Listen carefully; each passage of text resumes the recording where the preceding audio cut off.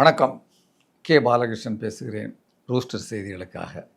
இன்றைக்கு அகில இந்திய அளவில் ஒரு சில செய்திகளை முதல்ல பார்க்கலாம்னு நினைக்கிறேன். உத்தரப்பிரதேசத்தில் போஸ்கோ சட்டத்தில் கைது செய்யப்பட்ட ஒரு குற்றவாளி அவரை விடுதலை செய்ய வேண்டும் என்று அந்த இவருடைய மாவட்ட போலீஸ் அதிகாரியுடைய அலுவலகத்தை சூழ்ந்து கொண்டு அங்கே உயர் சாதி வகுப்பினர் மற்றும் வழக்கறிஞர்கள் ஆர்ப்பாட்டம் நடத்துகிறார்கள். கைது செய்யப்பட்டவர் குற்றவாளி போஸ்கோ சட்டத்தில் கைது செய்யப்பட்டிருக்காங்க. உயர் வகுப்பினர்னு சொன்னால் நீங்கள் புரிஞ்சுக்கிடுவீங்க யாருன்னு சொல்லிட்டு. அவர்களும் அந்த காட்சியை உங்களுக்கு போடுறோம். அவர்கள் புனிதமானவர்கள் என்பதால் எந்த அதிகாரியும் அவர்கள் மீது கை வைக்கவில்லை என்கின்ற ஒரு செய்தியை நம்ம பார்க்கலாம். இன்னொரு காட்சியை பாருங்கள். ஒரு தலித் மகள் பாலியல் வற்புறுத்துதலுக்கு வன்புணர்வுக்கு ஆளாகி கொடூரமாக படுகொலை செய்யப்பட்டு 2 மாதங்களாகியும் நடவடிக்கை எடுக்கவில்லை. அதை கேட்பதற்காக அணிதிரண்ட மக்கள் மீது கடுமையான லத்தி சார்ஜ் காவல்துறை செய்தனர், சிறையில் தள்ளினர். அதாவது மிக கடுமையான லத்தி சார்ஜ் பண்ணியிருக்கிறாங்க, தாக்குதல் நடத்தியிருக்கிறாங்க. அரசும் காவல்துறையும் இரட்டை நிலைப்பாடு எடுக்கக்கூடிய இத்தகைய நிகழ்வுகள் பட்டவர்த்தனமாக இப்பொழுது சமூக ஊடகங்களில் வெளிப்படையாக வந்து கொண்டிருக்கின்றன. இதுவரைக்கும் அப்படி வரல, இப்போ வெளியே வர ஆரம்பிச்சிருக்கின்றன. இது நல்லதல்ல என்று நாம் இந்த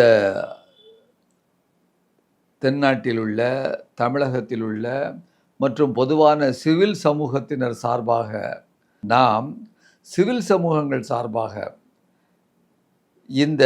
இது போன்ற நிகழ்வுகள் நடப்பது நாட்டிற்கு நல்லதல்ல என்று எச்சரிக்கின்றோம். இது நீண்ட நாள் இப்படியே செல்ல முடியாது. இன்னொரு செய்தி, பிரபல் பிரதாப் அப்படின்னு சொல்லிட்டு ஒரு இளைஞர். அவர் எல்எல்பி படிக்கக்கூடிய மாணவர். அவர் தன்னுடைய வழக்கை தானே உச்ச நீதிமன்றத்தில் வாதாடுகிறார். வேறு யாரும் இல்லை, அவருடைய கேஸ் அவர் வாதாடுறார். அவருடைய வழக்கு என்னன்னு கேட்டிங்கன்னா, ஏசிபி மீது எஃப்ஐஆர் பதிவு செய்ய விரும்புகிறார். அங்கே உள்ள ACP, assistant commissioner of police மீது எஃப்ஐஆர் அங்கே பதிவு செய்கிறதுக்கு விரும்புகிறார். மாட்டேன்ட்டாங்க. நீதிக்காக ஒவ்வொரு கதவையும் தட்டுகிறார். முதல்ல சிறப்பு சிஜேஎம் சீஃப் அந்த ஜுடிஷியல் மேஜிஸ்ட்ரேட் அவருடைய மனுவை நிராகரிக்கிறார். பின்னர் அலகாபாத் உயர்நீதிமன்றம் செல்கிறார் அந்த இளைஞர். அங்கே அந்த உயர்நீதிமன்றமும் அது தள்ளுபடி செய்கிறது. அப்புறம் உச்சநீதிமன்றம் வருகிறார். உச்சநீதிமன்றம் அவரது மனுவை தள்ளுபடி செய்கிறது. ஒவ்வொரு நீதிமன்றத்திலும் நம்பிக்கை இழக்கிறார். நம்பிக்கை இழந்த பின் அந்த இளைஞனுக்கு இந்த அமைப்பின் மீது முற்றிலும் வெறுப்படைந்த நிலையிலே அவருடைய வாழ்க்கையையே பணயம் வைக்கிறார். ஒரு இளைஞன் உச்சநீதிமன்றத்தில் வழக்காடி கொண்டு இருக்கக்கூடிய இந்த நிலையில் லட்சக்கணக்கான மக்கள், இந்த நாட்டில் உள்ள மக்கள் இந்த நீதித்துறையை பற்றி, இந்த அமைப்புகளை பற்றி என்ன நினைக்கிறார்களோ அதை அப்படியே அவர் பேச ஆரம்பிக்கிறார். அவர் சொன்ன மாதிரி இருந்தது இந்த மக்களுடைய கருத்துக்களை. உச்சநீதிமன்றத்தில் ஒரு அறச்சீற்றமா அல்லது அந்த தனி இளைஞனுக்கான ஒரு தனிப்பட்ட கோபமா, நீங்கள் தான் முடிவு செய்ய வேண்டும். அவர் பாரதி சொல்வானே, ரௌத்ரம் பழகு என்று, அந்த ரௌத்ரத்தை அந்த இளைஞன் உச்சநீதிமன்றத்திலே பழகியிருக்கிறான். யுவர் ஹானர் என்று தானே சொல்ல வேண்டும், அதுதானே வழக்கம் ஒரு சாதாரண கீழமை நீதிமன்றத்திலிருந்து. ஆனால் அந்த இளைஞன் சொன்னான், மிஸ்டர் ஜுடிஷியல் சர்வன்ட் என்கிறான். மிஸ்டர் திரு நீதித்துறையின் வேலைக்காரனே என்று உச்ச நீதிமன்ற நீதிபதியை அழைக்கிறான். மேலும் அவன் இந்த விகாஸ் நகரில் உள்ள ஏசிபி மீது நீங்கள் என்ன செய்யணும், அந்த எஃப்ஐஆரை பதிவு செய்ய வேண்டும் என்று ஆணையிடுகிறான் உச்சநீதிமன்ற நீதிபதிக்கு. பின் அந்த ஆவணங்களை எல்லாம் உச்சநீதிமன்ற நீதிபதி முன்னால் கிழித்து வீசுகிறான். அப்புறம் ஒரு கெட்ட வார்த்தை போட்டு பேசுகிறான். அப்படிங்கிற இந்த விஷயத்தை எப்படி பார்ப்பது? இது சமூக அமைப்பில் மக்கள் தங்களுடைய நம்பிக்கையை இழந்து விட்டதை இது குறிப்பிடுகிறதா? ஜுடிஷியரி மேலே உள்ள அந்த நீதிமன்றம், உச்ச நீதிமன்றம் இந்த நாட்டிலே அவர்கள் சொன்னால் எல்லோரும் கேட்க வேண்டும் என்கின்ற ஒரு நிலையை சாதாரணமாக சொடக்க போடுகின்ற நேரத்தில் அந்த இளைஞன் தூக்கி எறிந்து விட்டான் என்ற செய்தி இன்றைக்கு இந்தியா முழுவதும் அது பரவலாக வைரலாக பரவிக்கொண்டிருக்கிறது. பிரசாந்த் பூஷன் அவர் இதை குறிப்பிடுகிறார். அந்த பெடஸ்டல், அந்த பீடத்தில் இருந்து அந்த நீதி தேவதை இருக்கக்கூடிய, அந்த பின்னால் இருக்கக்கூடிய அவர்களை பார்த்து எள்ளி நகையாடி இருக்கிறான் என்ற செய்தி இன்றைக்கு அவர்களுக்கும் உச்ச நீதிமன்றத்திற்கும் சாதாரண மக்களுக்கும் இந்த அரசியல் அமைப்பை சேர்ந்தவர்களுக்கும் எல்லோருக்கும் இது ஒரு மிகப்பெரிய பேரிடியாகவும், அதே நேரத்தில் ஒரு அடுத்து வர இருக்கின்ற நகர்வுகளுக்கு ஒரு தீர்வாக இருக்குமா என்கின்ற ஒரு விடயத்தையும் எழுப்பியிருக்கிறது என்ற இந்த செய்தியை நான் இத்துடன் அந்த செய்தியிலிருந்து அடுத்த செய்திக்கு போகலாம். இன்னொரு செய்தி பாருங்க. இந்த ஏழை மக்கள் உணவு உண்பதற்காக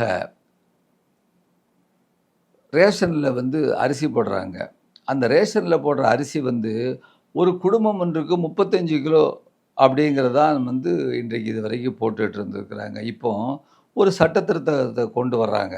அந்த சட்டத்திருத்தத்தில் என்ன சொல்கிறாங்கன்னு கேட்டிங்கன்னா, புதிய தேசிய உணவு பாதுகாப்பு திருத்த மசோதா ஒன்று கொண்டு வர்றாங்க. அதில் ஒரு குடும்பத்தில் ஒரு நபருக்கு 7 கிலோ தான் அவர்கள் கொடுப்பார்களாம்.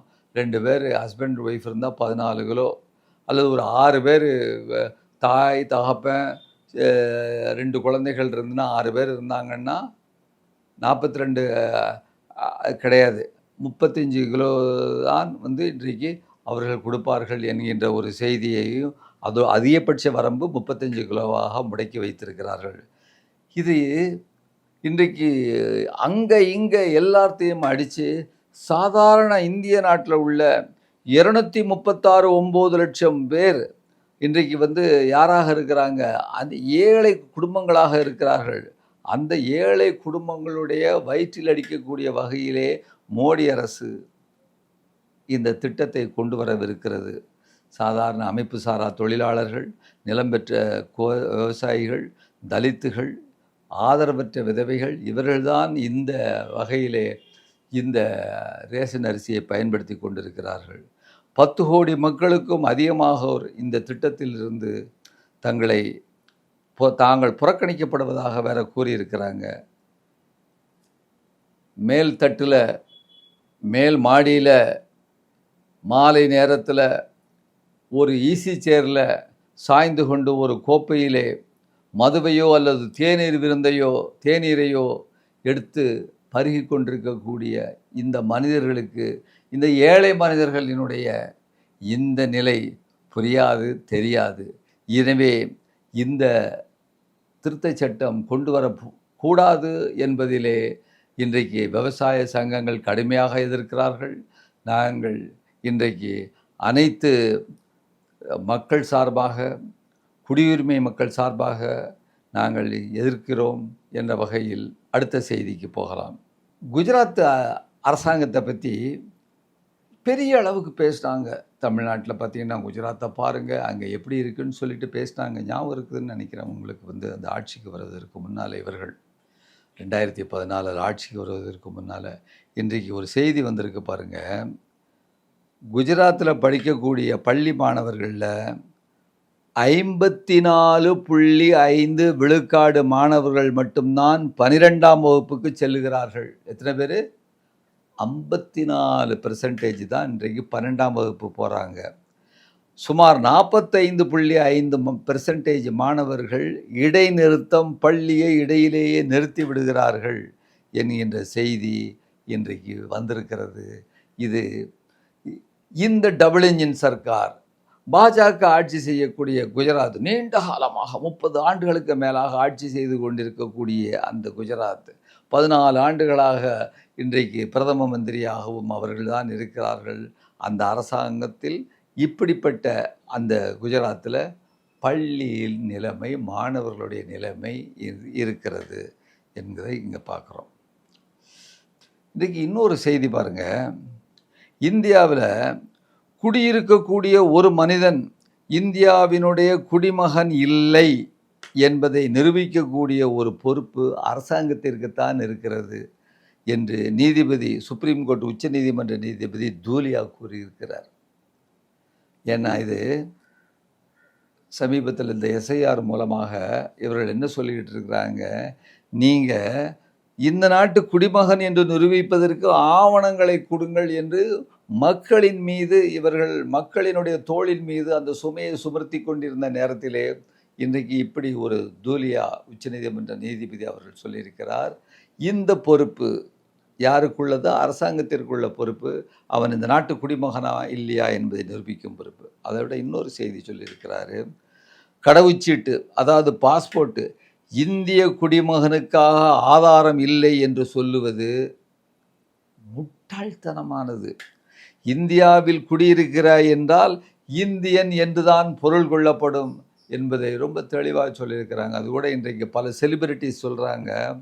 இன்றைக்கு நம்முடைய வெளியுறவுத்துறை அமைச்சகம் என்ன சொல்லியிருக்கு, பாஸ்போர்ட் வச்சிருந்தா இந்திய நாட்டு குடிமகன் அல்ல என்று அவர்கள் சொன்னது மிகப்பெரிய கேலிக்குரிய பொருளாக, இந்திய அரசாங்கம் வெளிநாட்டு கொள்கை, இந்திய அரசாங்கத்தினுடைய கொள்கை எவ்வளவு சீரழிந்து கொண்டிருக்கிறது என்பதை பல்வேறு இன்றைக்கு ஊடகங்களிலும் பல்வேறு பிரபலங்கள் சொல்லி கொண்டிருக்கிறார்கள். ஒரு சாதாரண விமான டிக்கெட் அல்லது பஸ் டிக்கெட்டுக்கு ஆன அந்த பயணச்சீட்டுக்குள்ள மரியாதை கூட இன்றைக்கு பாஸ்போர்ட்டுக்கு கிடையாது. ஏன்னா நீங்கள் அந்த பாஸ்போர்ட் வச்சுருந்தீங்கன்னா இந்திய குடிமகன்னு சொல்லலாம் முன்னால், இப்போ அதெல்லாம் கிடையாது.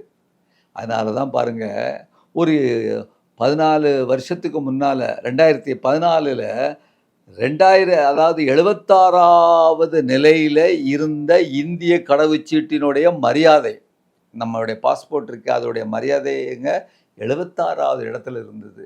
இன்றைக்கு 126வது இடத்திற்கு வந்திருக்கிறது என்று சொல்லும் பொழுது எவ்வளவு சீரழித்திருக்கிறது என்பதை பாருங்கள். அந்த பின்னணியில் தான் இன்றைக்கு இந்த நீதிபதி சொல்வதையும் நாம் பார்க்க வேண்டும்.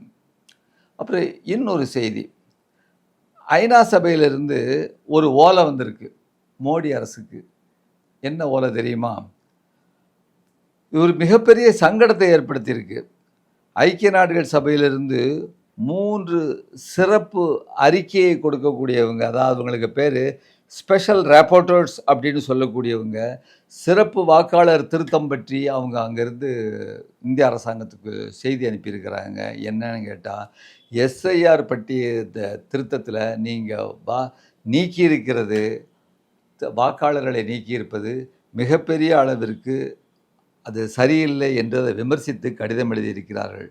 அந்த கடிதத்தில் முஸ்லீம்களும் பிற சிறுபான்மையினரும் அளவுக்கு மீறி குறிவைக்கப்பட்டுள்ளனர்கள் என்று குறிப்பிட்டிருக்கிறார்கள். குறிப்பாக மேற்கு வங்காளத்தை பற்றி நந்திகிராம் என்ற எடுத்துக்காட்டாக ஒரு கிராமத்தை பற்றி அவர்கள் கூறியிருக்கிறார்கள்.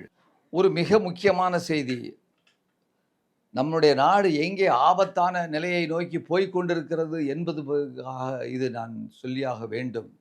நண்பர்களே, இன்றைக்கு சில மாதங்களாக இந்தியா முழுவதும் பல்வேறு இடங்களில், பல்வேறு மாநிலங்களில், இந்த டபுள் இன்ஜின் சர்க்கார் இருக்கக்கூடிய இடங்களில் எல்லாம் சிறு பெண் பிள்ளைகள் 5 வயது, 12 வயது, 13 வயது பெண் பிள்ளைகள் எல்லாம் பாலியல் வல்லுறவுக்கு ஆளாக்கப்படுகிறார்கள், அவர்கள் விடப்படுகிறார்கள் என்றெல்லாம் நாம் பார்த்து கொண்டிருக்கிறோம். இன்றைக்கு அதைவிட ஒரு கொடுமையான செய்தியை நீங்கள் பாருங்கள். அதாவது 3 வயது சிறுமி, அந்த சிறுமிக்கு என்ன நடந்திருக்கிறது என்று சொன்னால், சமூகத்தில் என்ன செஞ்சிருக்காங்கிறத பாருங்க. பாலியல் வன்கொடுமை செய்திருக்கிறாங்க 3 வயது சிறுமிக்கு. அதற்கு பின்னால் ஊர் பஞ்சாயத்து கூடியிருக்கு, இந்த 3 வயசு பிள்ளையை கெடுத்துட்டாங்கப்பா அப்படின்னு சொல்லிட்டு என்ன செஞ்சாங்கன்னு தெரியல. பஞ்சாயத்து கூடி என்ன சொல்லியிருக்காங்க தெரியுமா? அந்த செய்த நபருக்கு ரூ. 1,00,000 அபராதம் விதித்திருக்கிறார்கள். ரூ. 1,00,000. அடுத்த ட்விஸ்ட் அப்புறம் தான் இருக்கு. ரூ. 1,00,000 அபராதம் விதித்துவிட்டு ரூ. 20 இந்த பஞ்சாயத்துக்காரர்கள் சேப்பில் வைத்துக்கொண்டு உடனே மதுவும் கோழிகளும் வாங்கி சிக்கன்லாம் வாங்கி விருந்திற்கு செலவு செய்திருக்கிறார்கள். பலியானவர்களின் குடும்பத்திற்கு மட்டுமல்ல, ஒட்டுமொத்த சமூகத்திற்கு இது மிகப்பெரிய அவமானம் ஐயா, அவமானம். இது எந்த அளவிற்கு நடந்திருக்கிறது என்பது நாம் என்ன சொல்லுவது என்று தெரியவில்லை. மிக மிக கேவலமாக நடந்து கொண்டிருக்கிறது. அதாவது இந்த சமூகம் என்பது பைத்தியம் பிடித்து அலைகிறதா என்ற கேள்வியை உங்கள் முன் வைத்து இத்துடன் இந்த செய்தியை முடிக்கிறேன். நன்றி, வணக்கம். ஓ, அப்ப அந்த மிஸ்டர் அண்ட் மிஸ்ஸஸ் பெர்ஃபெக்ட் உண்மையிலேயே வர்த்து. நரம்பு தளர்ச்சியிலிருந்து விடுபட்டு உடம்பு ஒரு புது வீரியம் பெற மா நேச்சுரல்ஸோட மிஸ்டர் பெர்ஃபெக்ட்ட யூஸ் பண்ணுங்க. ஊடகம் கார்ப்பரேட் அரசியல்வாதிகளின் கைப்பாவையாக அடிமைகளாக இருந்தது போதும். இனி சாட்டை எடுத்து சுழற்றும் நேரம் வந்துவிட்டது. ஊடகம் பொதுமக்களாகிய உங்களுக்காக உங்களாலேயே இயக்கப்பட வேண்டும். ஊடக சுதந்திரத்திற்காக உங்களின் பங்களிப்பை இன்றே அளித்திடுங்கள்.